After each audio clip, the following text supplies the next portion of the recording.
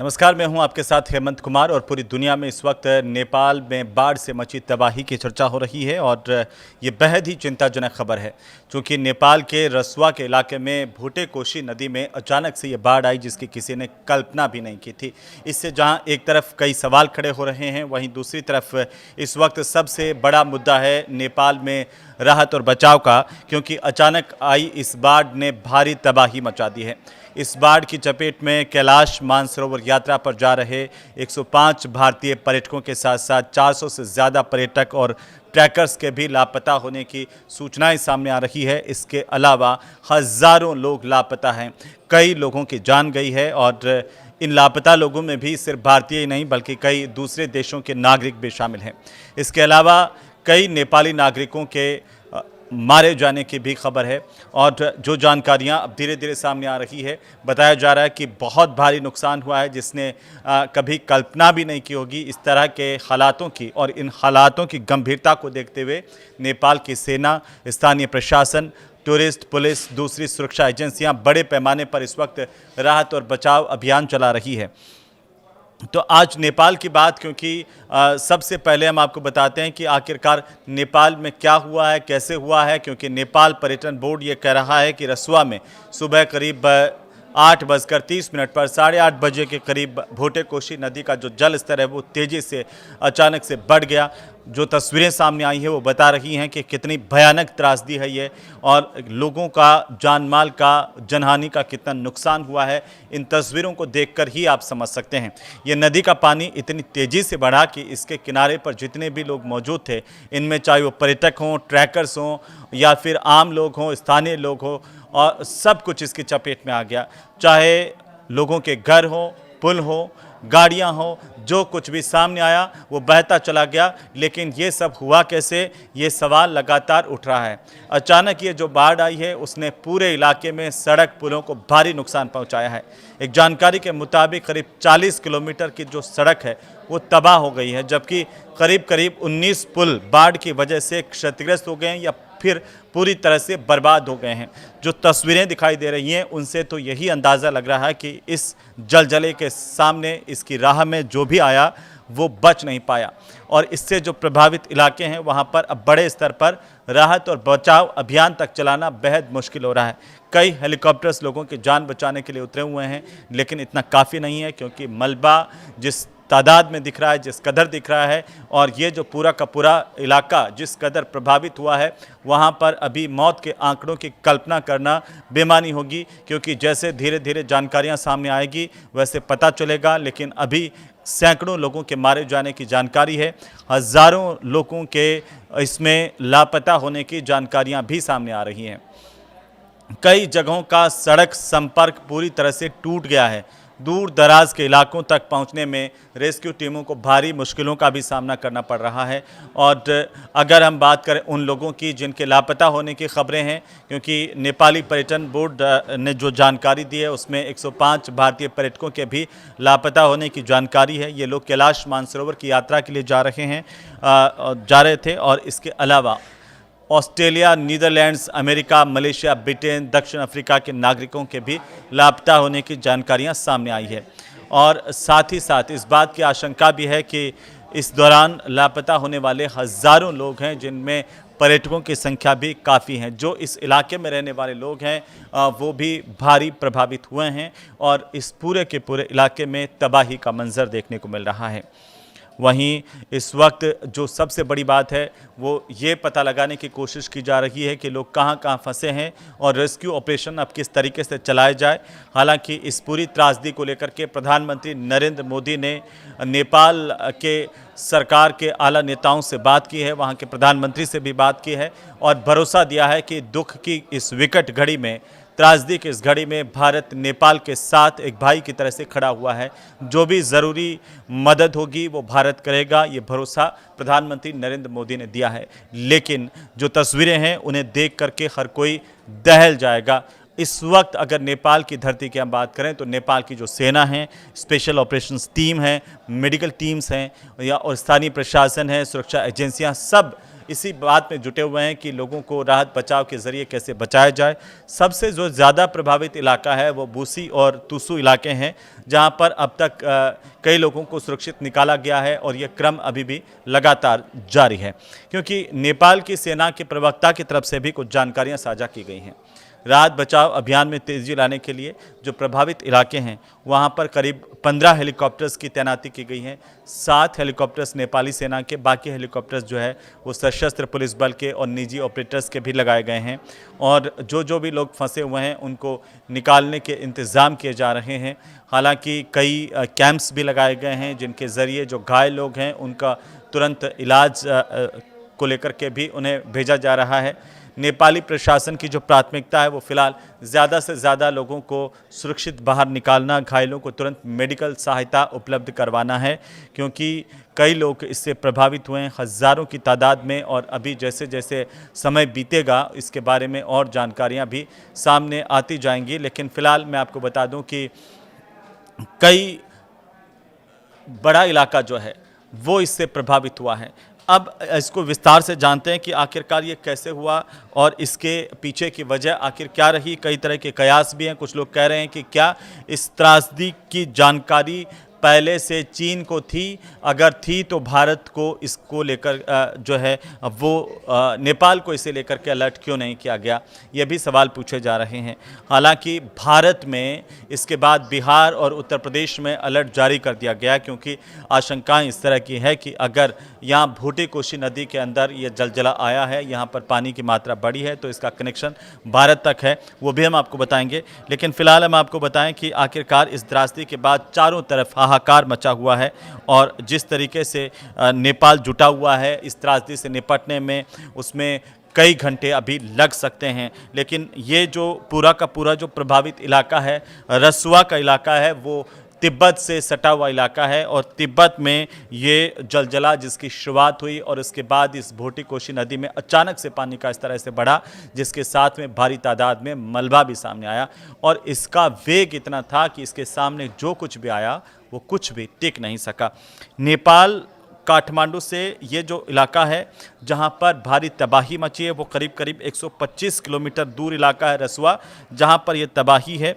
यहां पर तबाही की अलग अलग तस्वीरें इस वक्त सोशल मीडिया पर भी आ रही हैं और नेपाल की सरकार की तरफ से भी जानकारियां सामने आई हैं।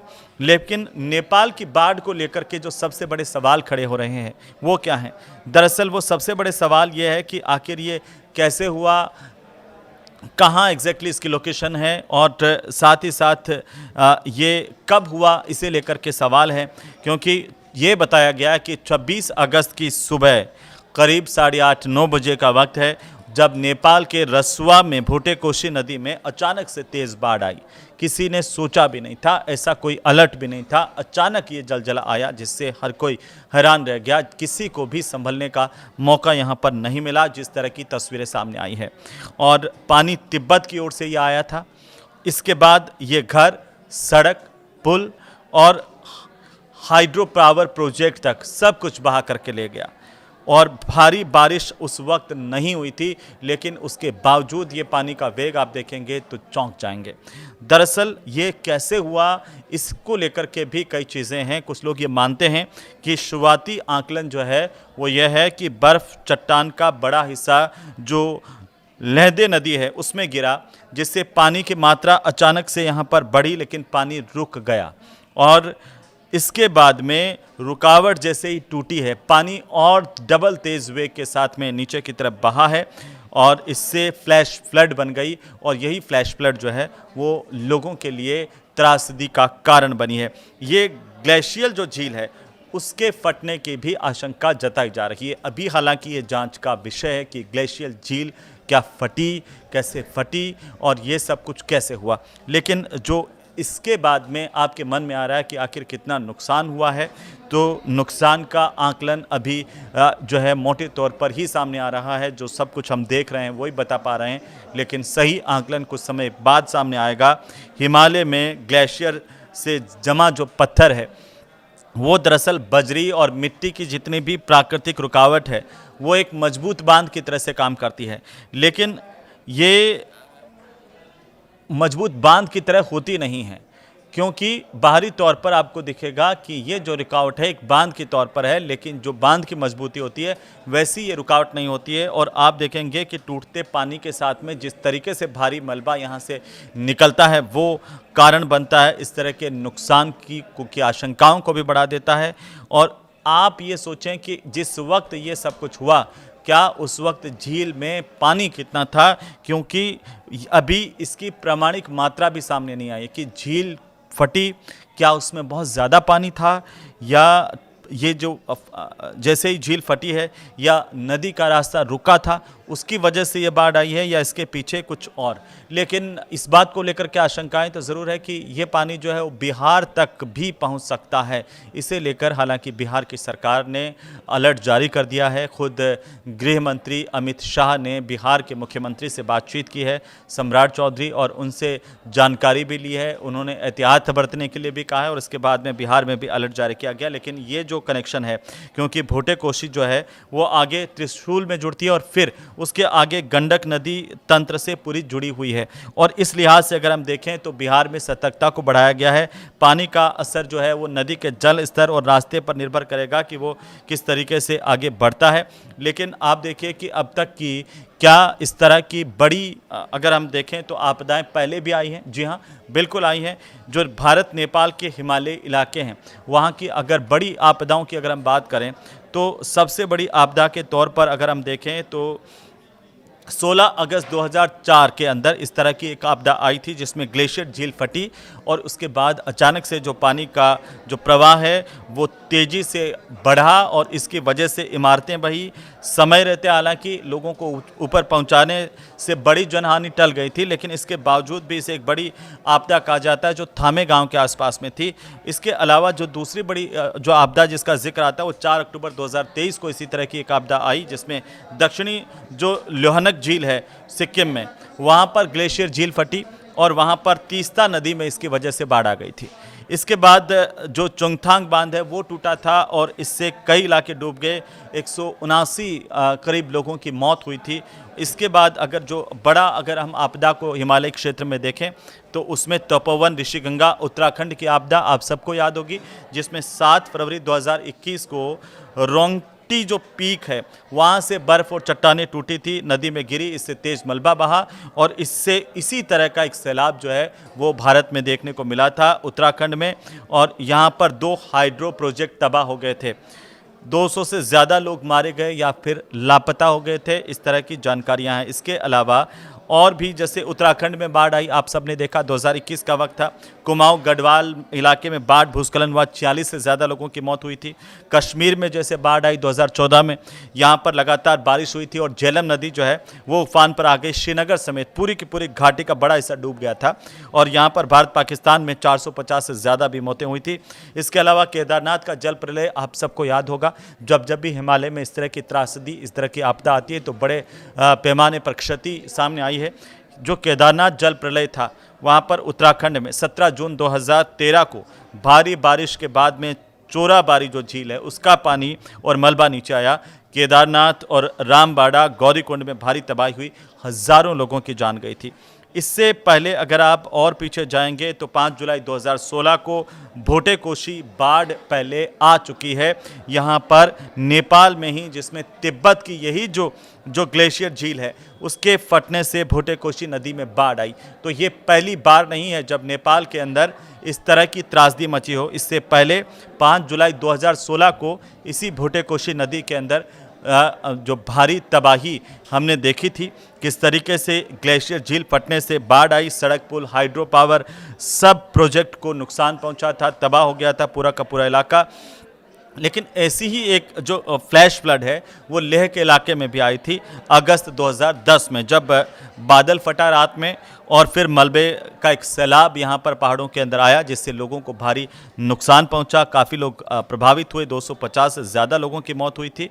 नेपाल में इससे पहले एक बार और जिक्र आता है जब 1985 में 4 अगस्त 1985 में इस तरह का जलजला देखा गया था। ये तीसरी दफ़ा है जब इतनी बड़ी तादाद पर जनहानि हुई है, इतनी बड़ी तादाद पर लोग मारे गए हैं और पूरा का पूरा सिस्टम तबाह हो गया।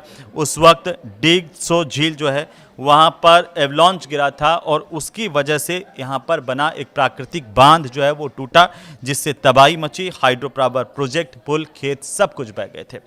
अब ये जो जिस तरह का जलजला, जिस तरह की स्थितियां आई हैं वो पहली बार नहीं है, लेकिन इसके बावजूद सवाल इस बात को लेकर के कि आखिरकार जब ये तिब्बत से शुरू हुआ और इससे पहले क्या चीन को इसकी जानकारी थी? अगर चीन को इसकी जानकारी थी तो क्या नेपाल को इतला दी गई थी, अलर्ट जारी किया गया था या नहीं किया गया? अगर नहीं दिया गया, किसी तरह का अलर्ट, नेपाल को जानकारी नहीं दी गई, इसके पीछे की वजह क्या है? क्या नेपाल इस वक्त जो सहन कर रहा है, सामना कर रहा है, उससे बचा जा सकता था? ये सवाल अभी भविष्य में है, लेकिन अभी जो रसुआ के इलाके में जिस तरीके की तबाही का मंजर है वो सोचने पर मजबूर करता है। वो ये दिखाता है कि आखिरकार कैसे इतनी बड़ी तबाही हुई है और कैसे प्रकृति के आगे मानव पूरी तरह से यहाँ पर बेबस नज़र आया, विकास पूरी तरह से ध्वस्त होता हुआ नज़र आया, कोई भी टिक नहीं पाया। इससे चारों तरफ जो है वो हाहाकार मचा हुआ है। अभी आंकड़े और आना बाकी है, लेकिन सबसे बड़ा सवाल जो आपके मन में इस वक्त आ रहा होगा, जो सबके मन में आ रहा है, वो ये आ रहा है कि आखिर ये ग्लेशियल झील जो है वो कैसे फटती है, इसके फटने के पीछे की वजह क्या है? क्योंकि पहले भी हमने बताया कि यही ग्लेशियल झील जो है वो एक बार जब पहले फटी थी, इसी तरह की तबाही आई थी, ये दोबारा हुआ है और नेपाल के लिए इस तरह की तीसरी त्रासदी है। तो ये झील कैसे फटती है, इसकी कुछ कुल मिलाकर के अगर वजह देखें तो 4-5 वजह सामने आती है। कई लोगों का ये मानना है कि जैसे जैसे पानी का स्तर बढ़ता है, यहाँ पर बर्फ़ जब तेज़ी से पिघलती है या ज़्यादा पानी आता है तो झील का जो जल स्तर है वो अचानक से बढ़ जाता है और इसकी वजह से बांध जो बना हुआ है उस पर दबाव पड़ता है और वो टूटने के बाद में के दौरान ये झील फट जाती है। दूसरी जो सबसे बड़ी वजह कुछ लोग मानते हैं वो ये मानते हैं कि ग्लेशियर या झरना जो है वो या चट्टान उसके अंदर गिरती है, उसकी वजह से इस तरह की तबाही आती है। यहाँ पर बड़े हिस्से का एक झील के अंदर गिरना इस तरह की तबाही ला सकता है। इसमें प्राकृतिक बांध को टूटने का पूरा अंदेशा होता है, टूट सकता है। जो जैसा हमने देखा यहाँ पर नेपाल में भूस्खलन होता है तब भी झील फट सकती है, क्योंकि आसपास की पहाड़ी से अगर मलबा झील में गिरता है तो अचानक से पानी उफान मार सकता है। इस तरह की त्रासदी पैदा हो सकती है और प्राकृतिक जो बांध है वो भी जब कमज़ोर होता है तब भी इस तरह की त्रासदी आती है।